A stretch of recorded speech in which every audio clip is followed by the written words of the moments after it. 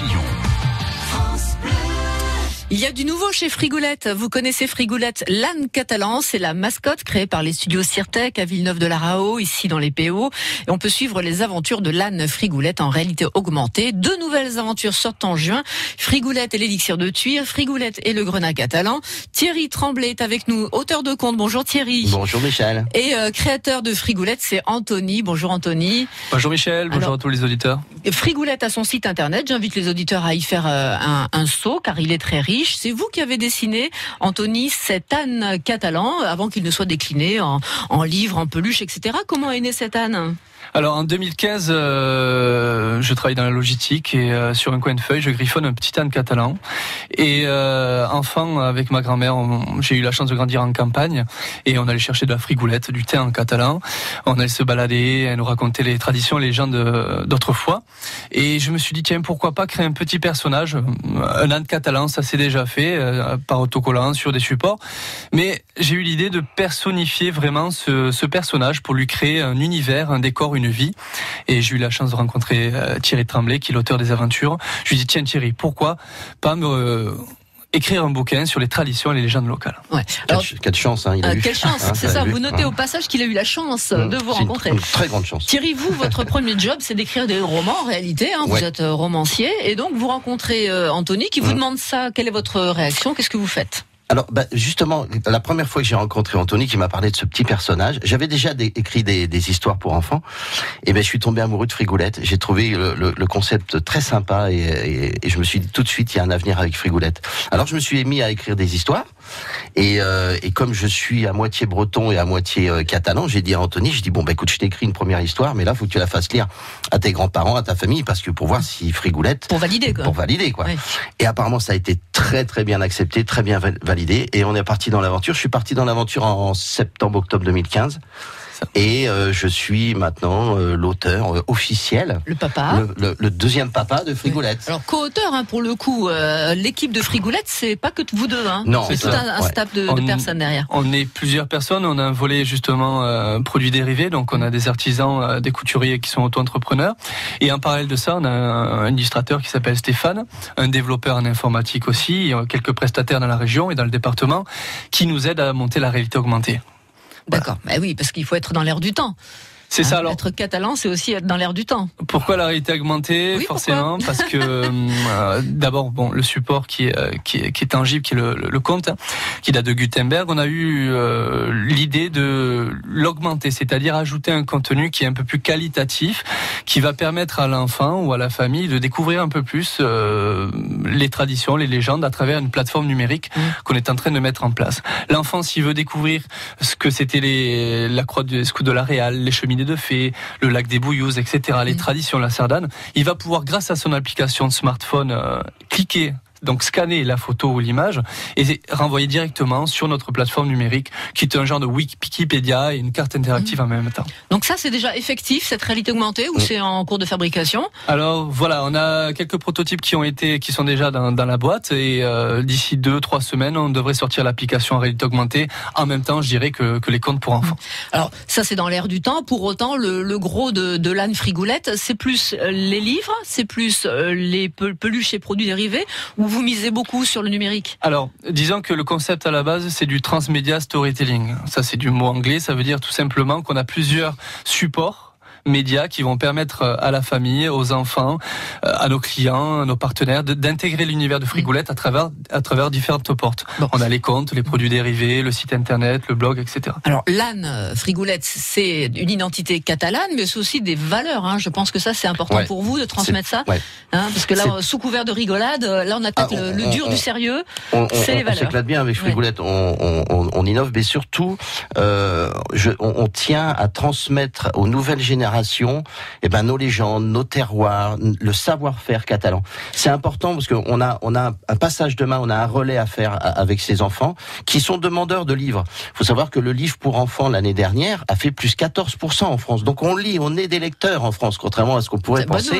On est des très bons lecteurs. On aime la lecture. Anthony nous parlait de sa grand-mère qui lui a transmis un petit peu cet amour, donc des histoires, des légendes. Et vous, donc Thierry, c'était pareil ?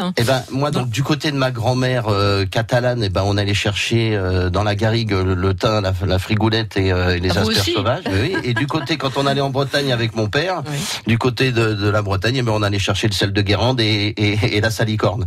Et donc j'ai toujours grandi entre des légendes comme ça, des légendes entre différents terroirs, et surtout qu'en Bretagne ils entendent le loup, le renard et la belette dans la forêt quand même. Hein, ils sont mystiques là-bas.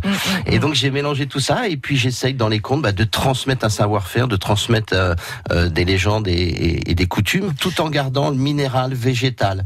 Ça c'est important. C'est-à-dire qu'on peut allier des pierres, comme le grenat ici, l'ardoise en Bretagne, etc. Tous les patrimoines naturels, bâtis et culturels. Hein. Alors c'est vrai que l'âne catalan c'est l'animal totem du pays catalan, mais on s'est aperçu donc en voyageant que d'autres régions naturelles sont intéressées par ce type de concept, et on voudrait créer des ponts culturels entre différents animaux totems de France et de Navarre. Je vous prends pour exemple l'hermine bretonne, la cigogne alsacienne.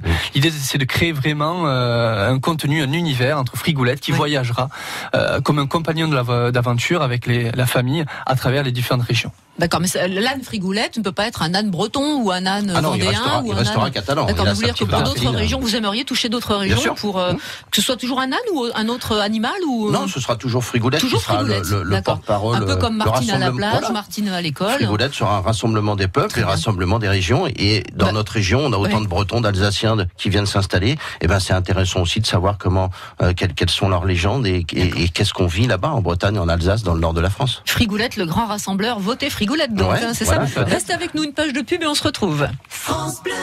Frigoulette, l'âne catalan, une mascotte créée par les studios d'animation Sirtec à Villeneuve-de-la-Raho. Thierry Tremblay et Anthony, le créateur de Frigoulette, sont en studio avec moi pour parler des nouveaux albums donc qui sortent. Donc on a donné les titres, on les redonne. Frigoulette et l'élixir de Tuire par exemple. C'est quoi, c'est bière, c'est ça? Alors non, oui, bien sûr que c'est bière, mais je ne peux pas mettre dans le compte de l'alcool. Donc c'est un élixir qui rembelle les encantades. La Bruche de Tresser a volé l'élixir. Elle est cachée sur la plus haute cuve du monde. Et donc Frigoulette, grâce au petit tarsier qu'ils ont trouvé dans un sac de quinquina, va réussir peut-être. Attention, suspense. Peut-être va-t-il réussir à sauver la fiole de quinquina. Alors, pour la petite anecdote, faut savoir que au début on écrivait donc pour nous les premiers et les deuxièmes opus, et après on a eu l'idée, on s'est dit tiens, on s'est rapproché des entreprises du patrimoine vivant, des institutions touristiques, etc. Et on s'est dit est-ce que vous avez forcément des supports de communication qui seraient adaptés aux enfants et qui permettraient justement de transmettre le savoir-faire, transmettre les valeurs, etc. Et donc on s'est rapproché donc des caves de billets, on s'est rapproché des grenats catalans. Mais c'est pas tout, on s'est aussi rapproché d'Étoiles du Soleil avec qui on va bientôt travailler. C'est 6 opus qui vont apparaître cette année, quoi. Vraiment. Toujours dans cette histoire-là de revisiter les traditions, les légendes catalanes et faire une petite passation. Puisqu'on s'est aussi aperçu que l'hégémonie des multinationales du divertissement faisait que parfois notre richesse culturelle, notre terroir n'était pas mise en valeur vraiment à destination des enfants, et si on peut apporter notre petite pierre à l'édifice, on sera très ravis. Bravo, bravo. L'âne Frigoulette donc comme défenseur des traditions catalanes. Il transmet les légendes. C'est un passage de relais avec les nouvelles générations pour pas oublier qui on était, d'où on vient, et puis tout notre savoir-faire français et catalan. Donc c'est 100% catalan. C'est à Villeneuve-de-la-Raho. Comment un studio d'animation vit comme ça en province et à Villeneuve-de-la-Raho? On le vit bien. On a un boulanger juste à côté de nous. C'est super. On a créé une dynamique collective parce qu'avant tout c'est une aventure humaine qui a démarré en 2015. Moi quand j'ai quitté mon emploi, je me suis lancé dans l'aventure. J'avais quelques notions de dessin, mais j'avais surtout une vision qui m'a mené jusqu'ici et j'espère encore plus loin. L'idée c'est d'avoir une interaction des couturières, des auto-entrepreneurs, des auteurs, et se dire pourquoi pas, on a tout des forces vives, on a l'IDEM au Soleil qui est un centre aussi d'apprentissage du digital, le pôle Action Média et plein sud d'entreprises qui sont nos partenaires. Pourquoi pas rassembler entre nous, créer une dynamique, on n'est pas plus nul que les autres. Justement, en pays catalan, on a des vrais trésors, et c'est ce que je m'attache à faire en tant que président du studio, avec différents acteurs qui vont le composer. Des forces vives en pays catalan, ça existe et c'est tous les jours. Merci beaucoup, ça fait plaisir à entendre, Anthony et Thierry. Merci. On trouve dans toutes les boutiques dignes de ce nom, grandes et moyennes surfaces, librairies.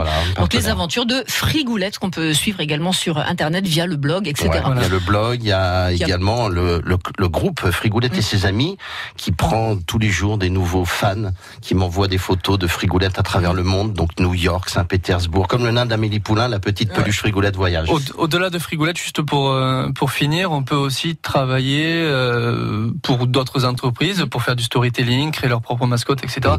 On est ouvert à toute proposition. Merci. Et à la recherche de partenaires, bien évidemment. Anthony, Thierry, merci beaucoup, à vous Michel. deux. Et bonne chance et bel avenir pour l'âne Frigoulette catalan.